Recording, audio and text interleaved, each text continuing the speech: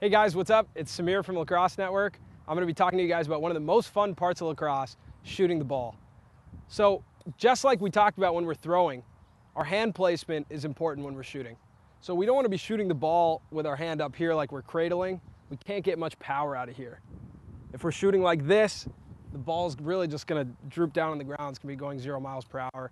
We're not going to get it in the back of the net. So when we're shooting, to get the most leverage out of the stick, we want our hands low. And we don't want them too low because if they're down here, we have no control.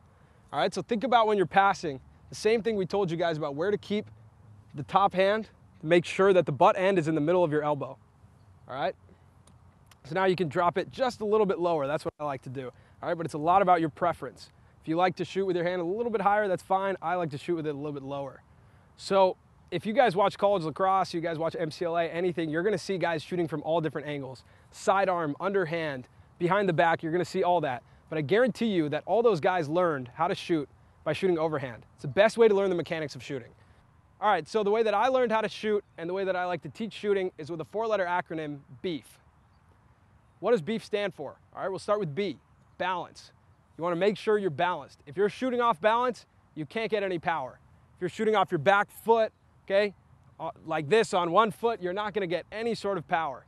So make sure you're totally balanced. That's how you generate the most power. Now, the next thing, E, eyes. Take a look at the goal when you're shooting. Okay, a lot of times I see players looking down, looking somewhere else when they're shooting. Take a look at where you're shooting. You know, again, if I'm looking straight at the goalie, I'm going to shoot straight at the goalie. We're going to go over placement a little bit later, but just for now, when you're practicing shooting, make sure you're looking at the net when you're shooting. Now, the next thing is elbows. Something that I did when I first started playing is I used to have something called T-Rex arms. When you have T-Rex arms, your hands are in tight like this and you look like a T-Rex. You can't generate very much power out of here. If I'm shooting like this, I'm really not using my arms. I'm not using my body to its fullest potential to get power. So make sure your elbows are out and extended. Something that I hear a lot of pro players say is that you want to be kissing your shoulder. Okay, if you're kissing your shoulder, now you know your arms are extended. Okay, now the next thing is your footwork.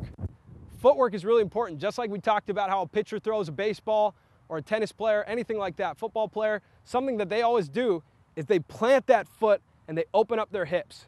Okay, that brings the torque. If you get that torque, you're going to be unleashing a lot of power. So one thing I like to do is step my back foot behind my front foot, bring this front foot up, and right as I plant, I point it at the cage where I want to shoot, and that releases my hips and lets my body torque right at the cage. All right, so I'm going to show you a couple examples using this BEEF formula. So I'm balanced, okay?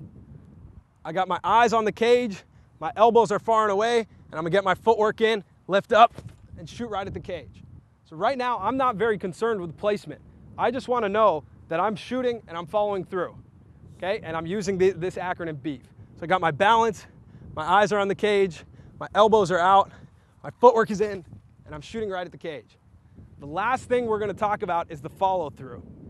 When you follow through, the important thing is to act as if you're going to elbow someone behind you with your bottom elbow. Okay, so what that looks like from this angle is that you're going to come through, and it's going to look like you're elbowing someone behind you. I'm going to show you guys from this angle as well. So you're shooting, you come through, and it looks like I'm elbowing the guy behind me right up here in the chin. Imagine that when you're shooting. That's going to give you the best follow through. So we're going to finish out with these 3 balls with everything put together. So I'm balanced, my eyes are on the cage, I got my elbows out, got my footwork dialed, and I'm following through. Okay, one more with a better follow through.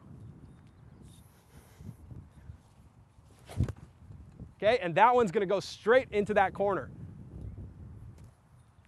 Go, last one. We're going to make sure we're doing everything we got. Balance, eyes, elbows, footwork, follow through.